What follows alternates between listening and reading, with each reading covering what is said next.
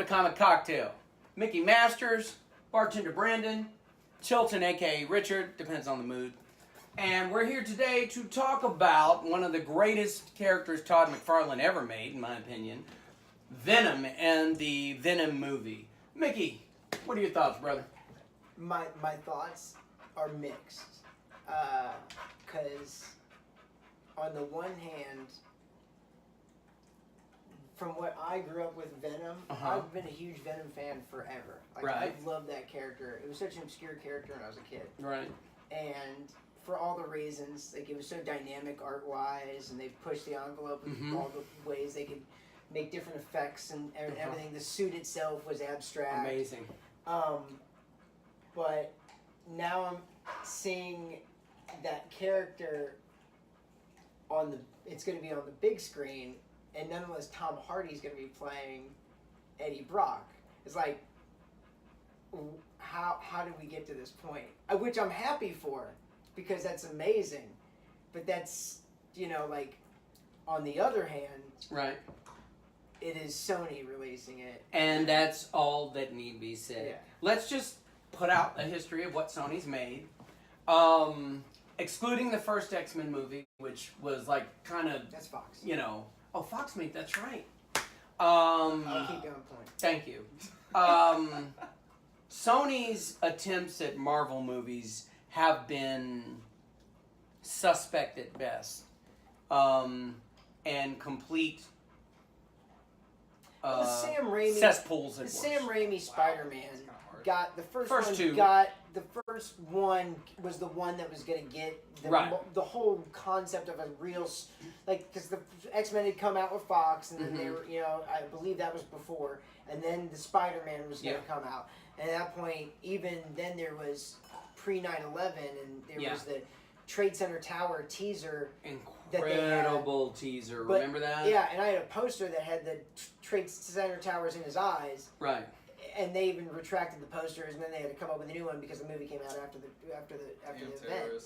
But Damn terrorists. Where was Spider-Man, right? Yeah. Fucking ruined Spider-Man. So Thanks a lot. the reason why we're talking about Spider-Man as it pertains to Venom, and my fear that Sony owns it, is part of the Spider-Man ethos, the modern, is Venom. Venom was a enemy of Spider-Man. That initially, and this was what we're always talking about, deep, incredible writing, was a gift from Spider-Man during the Secret Wars so he wouldn't have to change outfits. A symbiote. And all Spider-Man, any of the latest clothes you wanted to wear, you could always look fly, you could always look dapper, he could have a tux, he could have whatever he wanted, because the symbiote would become that. It was living clothes. And around that time, there was this great storyline called The Sin Eater. And the Sin Eater was a serial killer that ended up killing one of Spider-Man's friends. And there was a writer by the name of Eddie Brock. Go ahead, you can explain that a little bit better, the Eddie Brock history. Because Spider-Man worked at Daily Bugle, and he had the advent of being able to take really good pictures of Spider-Man because he was Peter Parker, and it would help his career. Sort of an inside track. So as just the consequence of Peter Parker's proudness and fame, butterfly effect, like Eddie Brock's career defaulted, and he saw as a direct line and figured out that Peter Parker is Spider-Man, and whatever iterations, many iterations. This story keeps it's like every time they do the origin story, but this is loosely what usually happens, and then at that time, and you speak of when Spider-Man gained the suit, and which the suit originally, you say the writing wise was that it was gifted to him as by whatever, and then he realized it was sentient, yes, right, and then realizing that it's a symbiote, needs a host, and how dangerous or poisonous is this, even though the suit augmented his then already spider powers like tenfold or whatever whatnot. So he's like so then he has to battle with himself giving up all this power. Right. But that comes from probably the artist sitting around, they go, we need to make Spider-Man more relevant. Like, how do we jazz him up and give him like a cool look? And they give him the black suit with the white spider. Which I absolutely yeah, loved. it looks great. But then they write the story. It's good writing. You come up with it. That's great because you come up with a cool look, and you give it a reason. Right. And this is a great reason, and it's for this intense history of a great emergence of like the need or like for a look or a design, thinking it through, and then creating an amazing story behind it. Yeah. That's why I have hope for if like it's done well. It could be done well. It's a huge if. Listen, it would by no fault be to Tom Hardy's if this thing. No. Tom Hardy. We all know Tom Hardy will bring it. I mean, if this thing is like Deadpool-esque for Sony, it'll be amazing. Once again, we just like we had in the other episode, you can have great actors. The Justice League actors are the shit. They're good actors. Yeah. There's not a bad actor in the group. The problem is the words that come out their mouth while they're wearing those costumes and the storylines are horrid. Not from DC, mind you, from Warner Brothers producing the film. So my concern is we're going to get Amazing Spider-Man with Andrew Garfield versus Spider-Man Homecoming. But now it's my understanding, Bartender Brandon, you liked Amazing Spider-Man, right? I enjoyed Amazing, like just smart assery. You know what I mean? And I like that aspect of Spider-Man because he was always that little jumpy around guy who was everywhere and trying to like get on everybody's nerves. Kind of almost like Deadpool, but a little bit less mature than Deadpool is. Yeah. But he keeps it. He keeps it G. Really like that. Spidey usually keeps it G. Yeah, G rated. Deadpool. Well, what did you think of Homecoming then? Spider-Man Homecoming. I mean, I thought that was a great movie too. I don't know. I liked the first one a little bit better, but I mean, it was still a great movie. I mean, okay. But your favorite Spider-Man isn't Homecoming. No. Which is the closest one probably to the canon. Yeah, that is. And the Andrew Garfield one, listen, there's parts of the movie that you look at Andrew Garfield, you go, yeah, he's age appropriate and like better than Tobey Maguire, although, there's the first stab. You can see even after the second, with Sam Raimi's the first attempt with the first Spider-Man, like, it is what it is. I mean, nobody knew what you could do with this kind of, transferring a comic book media to a movie, right? It's his first stab. Oh, we had Richard Donner's Superman. His first two Superman were good movies. Yes, but Marvel-wise, that's true. In the newer age, I mean, like those are revered as more or less movies and not even comic book movies. You understand? So, like, this is like the age of a true comic book movie instead of a movie. Which, like, I would even categorize, like, for instance, the difference would be like Christopher Nolan's Dark Knight series. Those are movies. Films. Yes. Inconsequential of the material. Yeah. Right? Exactly. He just wrote really good. It was really great, storied, and then this is my problem with the Andrew Garfield series. The story's terrible. And again, my problem with it is that they took the tragedy of Dr. Connors, which even in the animated fucking series in 1990 fucking whatever, when I was on roller skates and playing Mortal Kombat.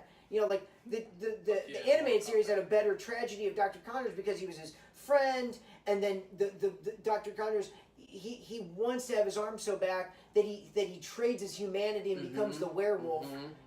He's a lizard. It's the metaphor of a fucking werewolf. Right. It is what it is. Right. So like that's the classic mythos of like you're trading your humanity, and somewhere in that story, someone needs to relate and see past the animal, the Jekyll and Hyde. Whatever you want to say. You understand. So this trope, that was all of that. Where was that in the movie? Like, you had no dynamicism between, there was none. The friendship between, that was what grounded, that's what makes Spider-Man relevant as the character, because of his connection between him and his rogues gallery, because he is a kid as well. Right. That leads a double life that interacts with them. You know what I mean? And a very responsible kid when it's all said and done. Yeah. All right, so now, if Sony were to stick with Todd McFarlane and his great work, since it is his character, Venom, I would be excited beyond words. I have a sneaky suspicion. Here's my problem with anti-heroes. The only true anti-hero I have ever really seen, the only person who actually pulls off anti-hero, is Larry David in Curb Your Enthusiasm. Not a comic book, but let me explain. The first 2 seasons of Curb Your Enthusiasm, I hated to the core of my soul. Because every time I turned on to that episode, I wouldn't watch full episode. Every time I turned on to it, he was arguing with somebody, and I'd watch it for 5 minutes, and I'd be pissed off because I'd agree with the person he was arguing with. I never agreed with him. And it took me like halfway through the second season to realize, holy shit, that's the joke. He's the star of this show, and he doesn't care if you hate him. The comedy is that you hate him and that you're going to agree with everybody around. The only true anti-hero, the only one who's ever had the balls to sit through 5 seasons of not being liked and doing all kinds of... It did, because I would never watch the whole thing. I finally sat down and watched an episode, and I realized that's ingenious. He has no fear of being the guy you don't like on his own show. It's called Curb Your Enthusiasm with Larry David, and you don't agree with him like 95% of the time. Well, that's brilliant. I think it's funny that you come from that perspective, because some would say that, I think he represents, albeit himself, like a version or like a mirror of himself. He's also, it's funny how he presents subjects that employ the viewer to make a decision whether or not they'd agree with them. So you're coming at it saying, it took me so long to realize that I almost hate everything he does. But there are some people that would say, man, there's about half the things he does and about half the things he doesn't do. I'm serious. No, his arguments are very pregnant. In that you're not agreeing with it. It's very obvious that you don't agree with it. Most of the time, he will push the envelope and try to be the thing that's an annoyance, don't like. right? But then sometimes, what anchors every you... so often. Right, but then he'll anchor you because, like... But way less than your modern anti-hero, who's usually cool and doesn't want to be a team his world through his views. Every time I can show... Like, listen, when you're watching... It's the same reason when you watch House of a Thousand Corpses, you're like... These fucking people are monsters. And then when you watch, I never watched House And then when of you watch Corpses. Devil's Rejects... I'm never going to watch And then when you watch Devil's Rejects... I'm never going to watch Devil's Rejects. You're tearing up at the end of Freebird when they're riding off into the sunset. Dude, although they've just... Did you tear up at the end of Devil's Rejects? Dude, no, I'm saying watch it. Being from... Making anything... From that viewpoint, you're going to be entranced in it, and you're going to be encapsulated. That's going to be your So just like on the nature shows, you go for the lion and the lions, crazy shit to everybody. And you go for the antelope and the antelope. You never saw Devil's Rejects? No, I made it an active choice in my life. It's insane. Like, there's parts of the set where, like, the actors on the set were, like, crying because of stuff, and there was like, let's just get through it. And there's a hotel room scene. I mean, watch that movie. And you're like, these people are absolutely monsters. But seeing it through their viewpoint, they're, like, doing home movies and whatever. It's like the 70s. The music's right, it captures you right, and then you go, oh, at the end. And then you catch yourself at the end. It's great. You catch yourself. They're writing. You don't know which side to be on. Yes, they're killers, but they're just they're just psychos, and they're just trying to be a family. But on the other side, the police look like the bad guys for trying to split up the family. Oh, but no, it's a great movie. It's a great movie. Perspective. Yeah, it's all about perspective. People come up to me all the time. They go, "Mick, you're a tiny guy." I go, "Perspective."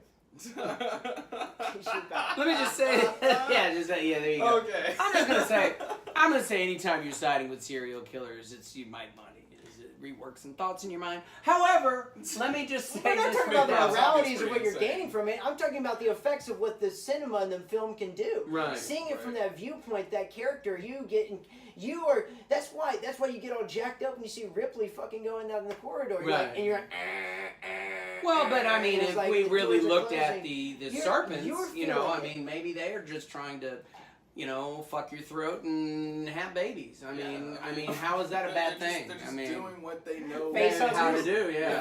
Yeah. I mean, but ultimately they impregnate you through your throat. We're gonna do a whole alien. I'm just saying. We're gonna do a whole alien. And by the way, Prometheus was better than Covenant. But the Xenomorph tying back to Venom does relate because the character designs are obviously drawn upon each other, and there have been cross-pollinating. No ideas come in a vacuum. No ideas come in a vacuum. No. But I like it. It's cool. They do have similar characters. The symbiote can learn certain things. With the exception of us, we're obviously the best and most incredible comic book show on the internet. That is true. Everybody that's come after I'll us second or that. before us is really just copying us. Yeah, Go ahead. I'm pretty sorry, I much. didn't mean that. Who's disputing that? Well, no one. No one within their sane mind. But back to Venom. We're getting off track, and that's me. Mickey, are you going to drink today? Yeah, I'm going to drink. Don't you dare pull that crap you did the other Venom drink. episode. I just got, listen, there's a lot to go over If with the you Thanos saw the bullshit. last episode, yeah, I went over it drunk as all get out. Listen, if you saw the last episode, you see in his eyes that he's not going to drink the drink. You know it when you see it. Everybody who saw it just kind of... I did make a little strong, That, though. no, I drank What did it. you call it? A bowl of gin? It was a bowl of gin and Jolly Jolly Ranchers. Ranchers. Jolly Ranchers. Crazy. Listen, when you don't drink for a long time and you are super healthy and you cut your sugar out of your diet Yeah. all the time, And when then you you have get one of that my drink was drinks. literally like the infinity. I felt like somebody shot me a super soldier serum, and I could. So did I. I probably ran through a brick wall. It was good, though. No, ma'am. That was those. My pupils are literally dilating. Well, you got 0 to 60. you I got to felt- exercise the I felt old like I liver was in too, buddy. You got to 16.5 exercise the old liver. seconds. All right, whip me. All right, bartender Brand's gonna whip us up this Venom drink. All right, And then so, we're gonna get back to Venom talk. Go All ahead. right, Go ahead. so today it's not gonna be. It's gonna be a dessert drink, but hopefully it won't be as strong or as sweet as the last drink. But we're gonna start off with a little bit of vanilla cream at this point. Ooh, It okay, was yeah. ice cream, but now it's just cream. Well, it's all gonna go the same place. Alright, so we're gonna start. Oh no. It's a big one. There Look we at that. go. That's Big what she blob of said. cow There you snot. go. Whoa. Alright, we're gonna start off with that. And then we're gonna put a little bit of vodka in here. A little bit. I'll make yours a little bit weaker, okay? No, we can go all the way. We're gonna. I don't know. I don't trust you this time. I was on seconds and thirds. 5 second rule. 5 second Yeah, rule. no, literally. Well, the way Brandon makes drinks, that vodka's gonna clean anything off Oh, there. yeah. Ain't Oh, yeah. sta- hey, that ain't sterilized. Give it to me. Alright. Wait a minute, aren't you making you one? I'll make myself one in here in just a second. Doing this for time reasons. Then we're gonna put a little almond milk in here. Just to kind of cut down a little bit more on the liquor. Alright. And then, the trick to this drink is to take the coffee liqueur and the Kahlua. Mmm. Okay. Now, isn't that redundant? Well, I mean, a little bit, but this is rum and coffee, and Okay. this is brandy and coffee. Oh. So you know how I like to make my drinks, Yes. right? So, alright. Brandy. Yeah, so you put that in there, a little bit of and then this is mainly just to try and get it a little bit blacker. It's not really for the flavor Wow! like this.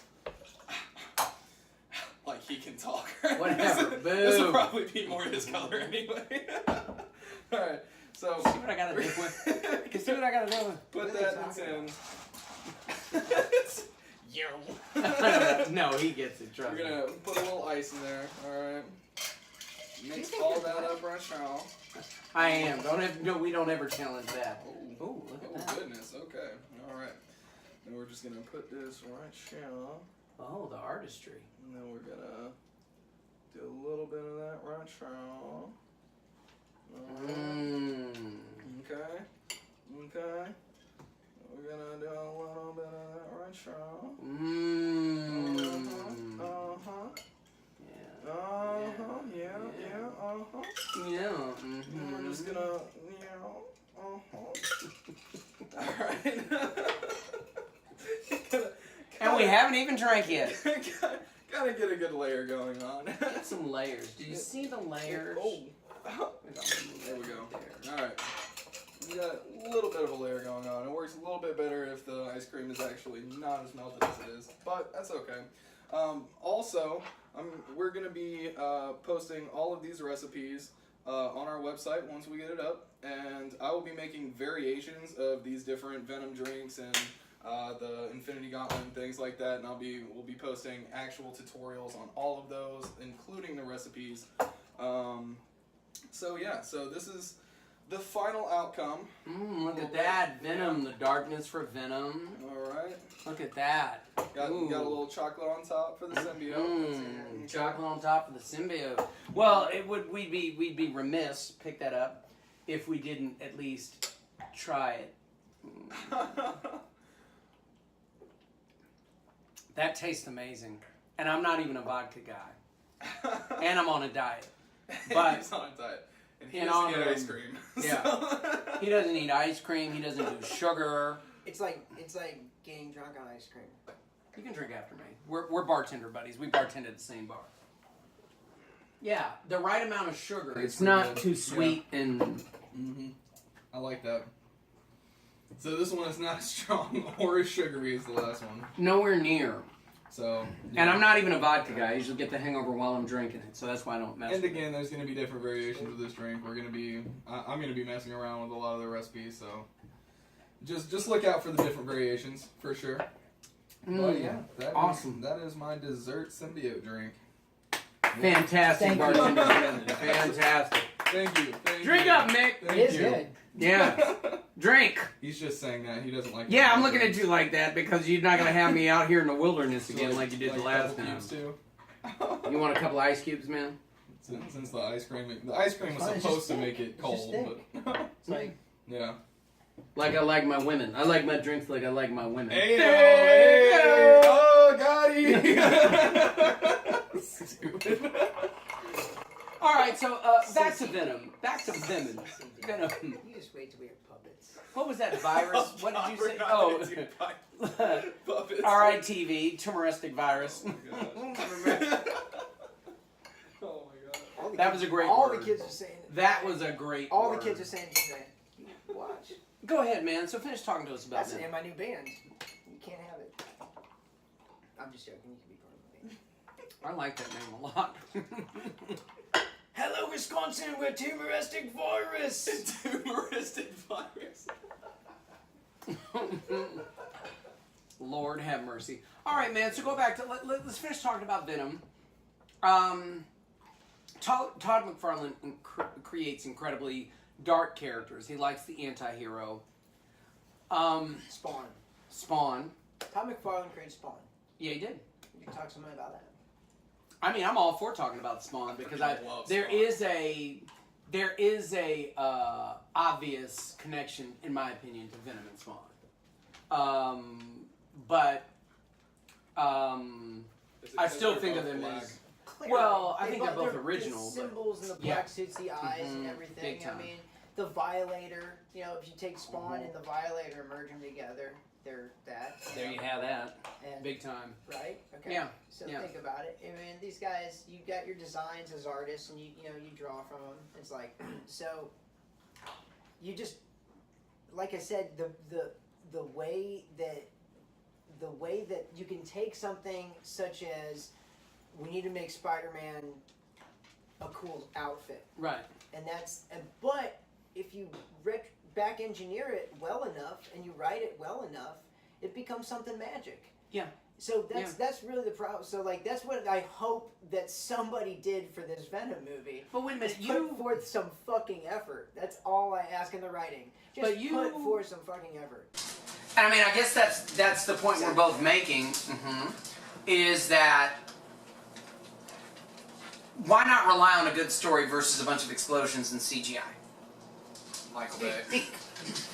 That's the problem, because I think again it's just good stories. Think an original idea like the Fast and the Furious, whatever. That's a movie. It is what it's going to be. Right. But you can't treat something that is already an established lore and mythos that people. You have an established fan base. This show is almost like, as what I see it, a warning sign. Like if you can see what you can do with these properties treated correctly, correct? Right. You know what I mean? Such as done well as in most of Marvel's cases. Yeah. And then you can see what happens if you mistreat them, such as Star Wars. You took something so cherished and beloved as I sat through, as what I knew of Star Wars as a child, which was before my time, but I was only allowed to experience the re-release. You know what I mean? Even after like they added all the bullshit. You know what I mean? Which was not needed. You know what I mean? It wasn't needed, but it didn't totally screw the pooch like these new ones. It's unnecessary. It's just CG shit. It was bullshit. But that was what pulled the thread. Here, let me defend Lucas. Wait, hold on. Okay. So listen. Nobody would dispute 4, 5, and 6. Fucking amazing. We can have a much bigger in-depth thing about this. But I would never think that I would sit through that knowing that's the history of Star Wars, and then having to live through the prequels and going, wow, they just took what is magical about Star Wars and meat grindered it. Revenge of the Sith was not bad. Terrible. No, it was not. We'll get into this another day. We'll get into this another day. Yeah. We'll get into this another day. Okay, let me just say. But then you of have the to sit through. Then you have to sit through. The new ones are worse than the prequels. Then you have to sit through Princess Leia. Floating through space. Getting to the same. Nobody does anything. They is she like Yoda now? Is that where we're at? Is like if she? Because I never saw Yoda float. Exactly. And you know what? If you can use the Force on such a level that you can survive in the vacuum of space. I'm a consummate applauder of usually of like single writers and directors. Right. You know what I mean? Small unit teams. Like usually the think tank isn't like what you want. A lot of chiefs, not enough Indians kind of deal, right? Which is terrible. How do you discover something when people are already there? You can come up to your house, go knock knock. Yeah, exactly. It's like, I discovered it. It's fucking crazy. You know what I mean? Like you fucking live there. Doesn't matter. Columbus Day is bullshit. Completely. Oh yeah. Bullshit. Anyway, how are you gonna sit through that? I'm gonna sit through knowing the magic, sitting through the years of childhood where they meat grindered it, and they come to a point where like Princess Leia, this guy's obviously he doesn't care. The guy who made that doesn't. I don't know who it is. This, like I said, I would always applaud the same writer-director team. Too many cheese, not enough Indians. You know what I mean? But that's usually not what you want. But that was the case for it was that guy apparently, and it was ridiculous. Like it was either his like joke on all of us that he hates Star Wars in general. What? I mean, it's just to take everything that was set up, it doesn't make sense. Like everything. Let me explain to you. This is a whole. Like whole this thing. Needs to be a whole other day. I know, but let me explain something to everyone in all these movies. There's a great. I'm gonna big up somebody else. There's a great movie you can see it on YouTube called The Death of Superman, and this guy breaks down one of the things that was real in comics for years, and why so many people rebelled when they brought Jean Grey back was death. That was it. It was over. Death. When you kill somebody, they are gone. Oh yeah, of course. Period. That's how death works. Yeah. And you can't come back from that. Of course. And so why is Game of Thrones so popular? Game of Thrones is no. Game of Thrones is popular because they killed off a lot of major characters. But that makes you fall in love with the show. So here's the problem: when we have certain writers that do something like Princess Leia blowing up in a starship, they obviously don't understand the character. It's not even just not understand. It's like you said. I am stabbing myself in the fucking eyeballs for having to force myself to watch the fucking Solo movie on Redbox after hearing what Solo wasn't as bad. It wasn't as bad. It was apparently the two guys from fucking Lego Movie wrote and directed that one. It was two. From what I understand, too campy or happy, and then Ron Howard comes in and does a bunch of re-edits or reshoots or whatever. It's like, listen, how have you fucked up so bad? Who is not watching? Who doesn't understand Star Wars and is greenlighting all this shit? I'm gonna tell you who's doing it. Okay. Disney. It's been Disneyfied. Star Wars is. You're not supposed to have a new Star Wars movie every year or every other year. Oh hell. Star Wars movies are events. They're supposed to happen. You're supposed to get 3 within a decade, and then you chill. Just you as a consumer, as a viewer, demand more from what you're. Give yourself good. Game of Thrones is a hit. Listen, Because hold George R. R. yourself Martin to a knows how to- higher standard. Hold yourself to a It's higher nice to go see popcorn films once in a while and turn your brain off for Fast and Furious, but soon enough you turn the Thank hook, you. start paying. Listen, when Disney but acquired. the reason that the originals took that long to come out was because we didn't have all the CGI technology that we had. But the So it writing took was that there. long. No, now The you're writing part. is It's there. part Right, of the true. machine. Exactly. It's the machine. Exactly. The machine Okay? and The nothing machine less. that It is. Disney. It is setting a release date for something that there's no story. They don't know, and Right. then even when there is a story established, they go fuck it, and then they'll just tear it all up. The best Yeah, thing that CGI. ever. Not in a good Let me way. say this: the best thing that ever happened in the world is that Game of Thrones was produced on HBO versus turned into a movie, and Yeah. for those first 4 seasons, because George R. R. Martin is not done writing these, so that's when. Sucks. Wish he was. Well, the last 2 or 3 seasons, when it picked up and started going the old Hollywood tropisms, which is women never lose, men Wait can't a save minute. the day. What? Are you shitting me? You don't Like- see that now? No, I really like Game of Thrones, and for the So the past 2 or 3 years, you don't see this. I will be. Terrible Hold series. on. I will be the first to point out a problem when I see it. Cersei, And I hold never on. saw Cersei gets humbled by the church, the Black High Sparrow. She comes back through all of that. Now she's got a zombie champion. That's her character. That's what makes her fucking amazing. That's not shoehorning in. That's not shoehorning in abilities or like something. Okay, for instance, I hear and you. Okay, and we're gonna say this because we need to see the. Oh, yay! I get to see the Predator, the new Shane Black Predator. Yay! We get to go see that because it's out, and we're gonna talk about that. I can't wait.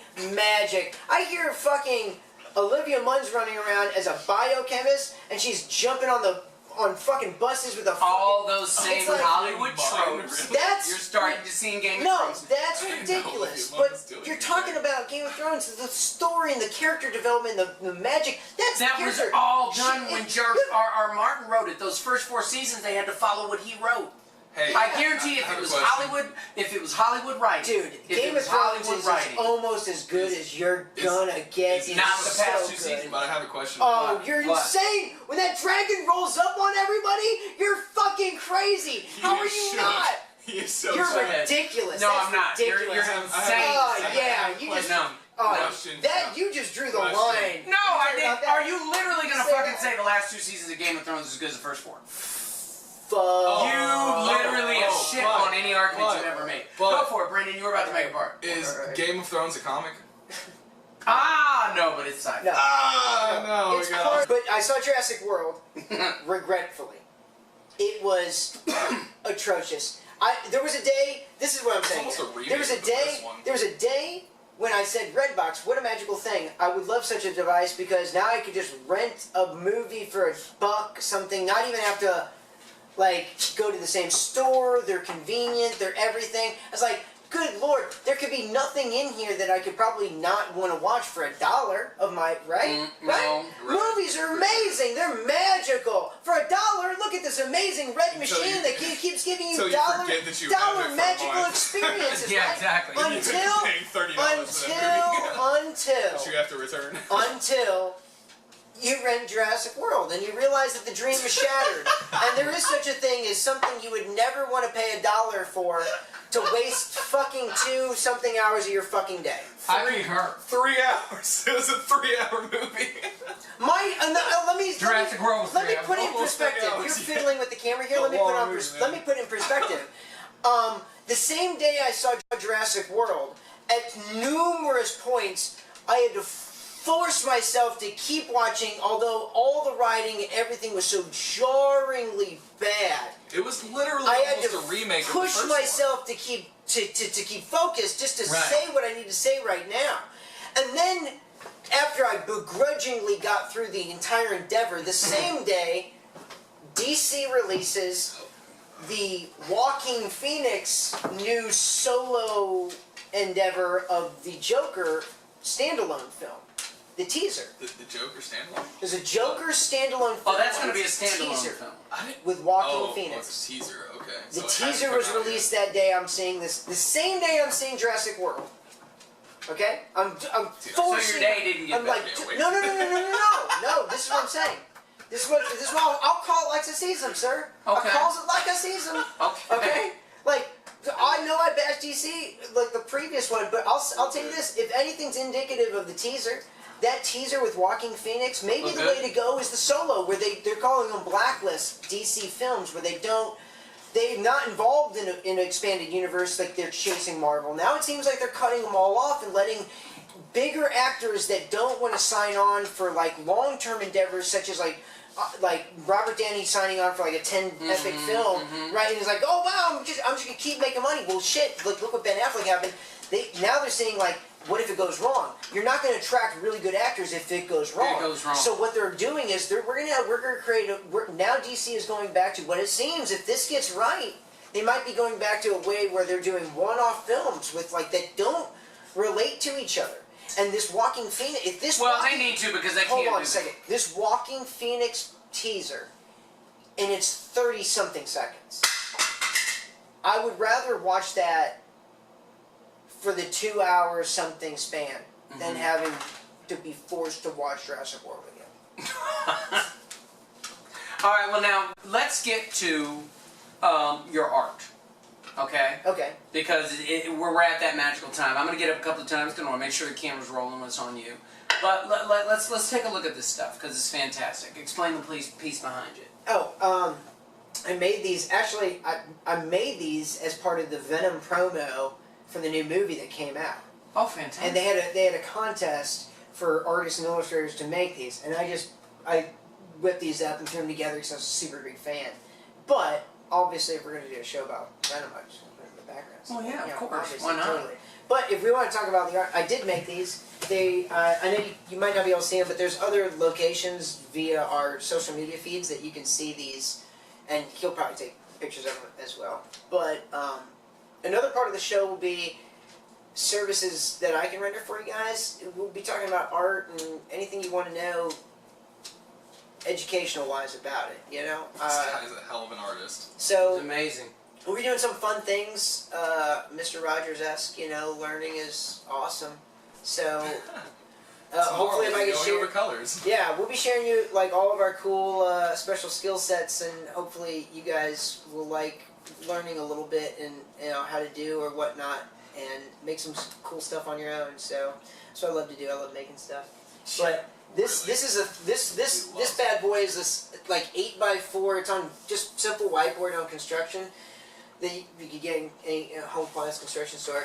And I actually majorum of this figure is painted with a sponge, with different actual media of black paint, all oil and latex. It's a kitchen sink method because, like the books, as you can see, like some books, comic-wise, will be flat and they, you know, as a printing, and all the Venom character, black and white, and although he stands out, I feel like through the process of learning the books as a kid, they use the foil press on like Lethal Protector would have this you got this cool like gold or in this case the red foil. In the more special edition you have the gold one, the 100 year or whatever, the Centennial one, but they only made 100 of or something like that. It's a gold webbing on the back, and if you're super into it you probably know about all that. But this for the same effect. When I grew up as becoming an artist, you know, kind of kitchen sink method, you use different methods to create whatever you do. Is professional artists in the field, you're not going to be able to use colored pencil on everything, so you can use tricks of the trade. It's all illusion anyway. You're just trying to trick somebody into thinking something 2D is not or whatnot, or something graphic looks good, well, the end of the day it looks good, but different effects. You can see the different color schemes if you can, picked up by hopefully on the camera, by the oil base paint will pick up like a slickness, and then the matte will fall away. And then I also did this tongue actually can be removed. It's magnetic, and I actually wrapped it around a name tag that had a magnetic latch on the back, and put like a just excess silk fabric I had, like of a red that I used for another project. Because it'd be cool if you put like a fan below it and he'd be flying through there. But that bad boy, yeah, it's mostly sponge and abstract methods of throwing things together. That's sick, dude. And then there's the symbiote behind me. Let's pull that out. Let's let them see it. Let's get that out. And then there's another one that I submitted, but and now the girls are in the way. But that's more of like a dreamscape of like I have a humanoid figure kneeling on the ground. Thanks, boss. I have a humanoid figure kneeling on the ground. Could be Eddie. Could be any one of the symbiote hosts. But arms and length. As the symbiote devours them.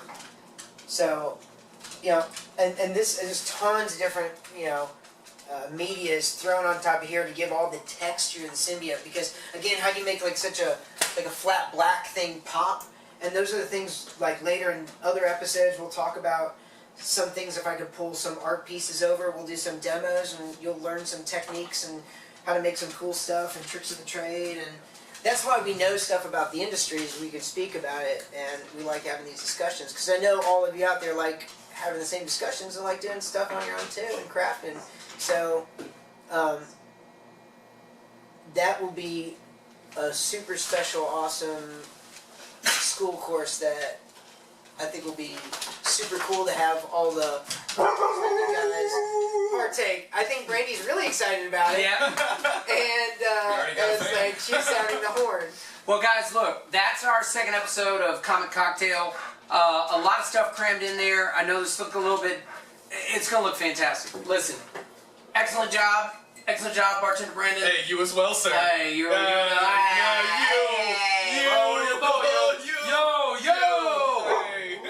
Yes, Brandy.